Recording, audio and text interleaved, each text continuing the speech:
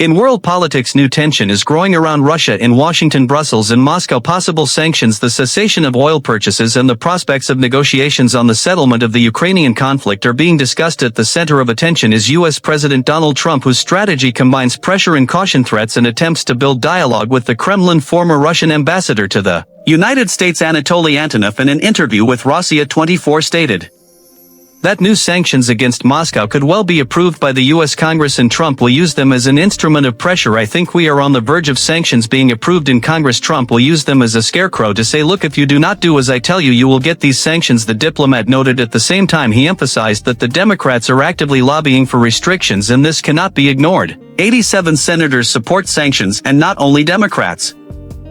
And this should greatly alert us. How will Trump act? Trump is predictable. Unpredictability, Antonov added. At the same time, American media report that the U.S. president avoids carrying out his own threats. According to CNN, Trump fears that new restrictions may derail negotiations on the settlement of the situation in Ukraine. The U.S. president privately fears that this may derail negotiations, say representatives of Trump's administration. The channel claims it should be recalled that on August 15, a summit between Vladimir Putin and Donald Trump was held in Alaska. The Russian leader called the talks useful and Trump described them as very good. However, on September 2, the American president warned that if the meeting did not bring results, the United States would take another position. According to Konstantin Blokin, senior researcher at the Center for Security Studies of the Russian Academy of Sciences, Trump is unlikely to change his strategy. He has developed a stable opinion that Ukraine is an unnecessary burden to get rid of. Trump and Putin again agree with each other. The expert said the European aspect of this issue looks much more conflictual. The publication Bild, citing sources, reported that after a video conference with Trump, EU leaders were disappointed. They proposed within 48 hours to create a working group on sanctions, but it is unclear whether the American president supported the initiative. Wall Street Journal clarifies that Trump agreed to consider the possibility of technical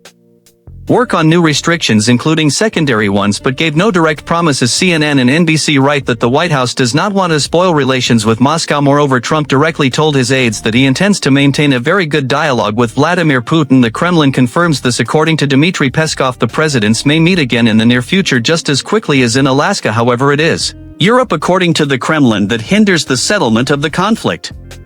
Everything that Europeans do significantly hinders attempts to reach a peaceful settlement, Peskov said. At the same time, he stressed that Trump approaches the issue pragmatically. Why fight if you can trade? Such an approach in the Kremlin was called constructive and coinciding with the interests of Russia. The Russian parliament also reacted to Trump's threats. Deputy Alexei Chipa stated it is useless to put pressure on Russia.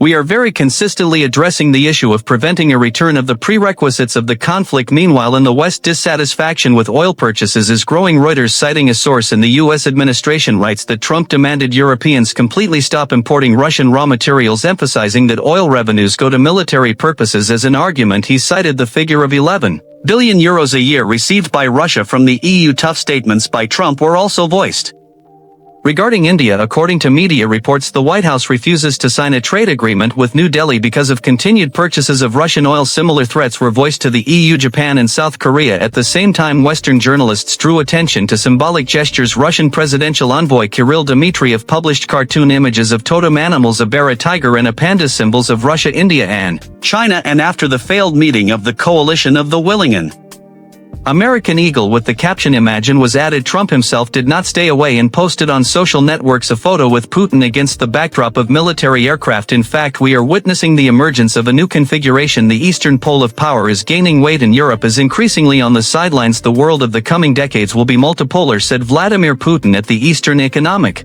Forum, summarizing the mood of the new era. The situation shows that Trump is maneuvering between internal pressure from Congress, external expectations of the European allies and his personal intention to keep constructive relations with Putin. Experts note that the unpredictability of the U.S. president serves as both a risk and an opportunity for Moscow, Washington and Brussels. For Europe, the main stumbling block remains energy dependence and the inability to take a consolidated position. For Russia, the key task is to prevent the return of conditions that led to the conflict while strengthening new formats of international cooperation. The symbolic images with the bear, the tiger, the panda and the eagle underline the trend towards a multipolar world where old centers of power lose their influence. The disputes over sanctions, oil and security guarantees for Ukraine clearly demonstrate that the balance of power is shifting from the Western axis towards new alliances and pragmatic calculations. Both the Kremlin and the White House emphasize that trade and dialogue are preferable to war, which makes the current stage a turning point in defining the global order of the coming decades.